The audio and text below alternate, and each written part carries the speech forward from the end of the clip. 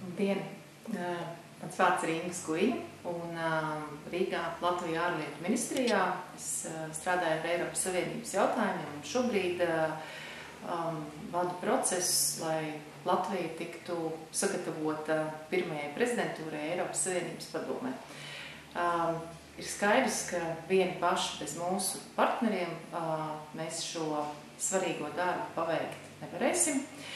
Un tamdēļ šodien esmu šeit Varšavā, lai Polijas ārlietu ministrijā un reģionālo lietu ministrijā runātu par Latvijai, Polijai un visai Eiropas Savienībai svarīgiem jautājumiem. Mēs runājām par to, kā labāk darīt darbus, kā kopā labāk strādāt, lai mēs arī Eiropā labāk dzīvotu.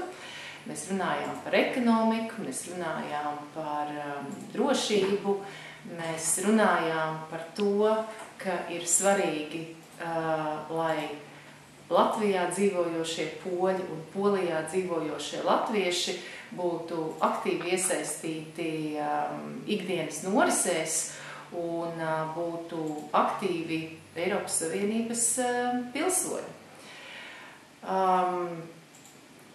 Līdz ar to es gribētu aicināt aktīvi iesaistīties procesos, politiskos procesos, ekonomiskos procesos, būt aktīviem un sekot līdzi norisēm, un galvenais, es domāju, būt lepniem par to, ka Latvija pirmo reizi būs prezidējošā valsts Eiropas Savienības padomē 2015. gada pirmajā pusē.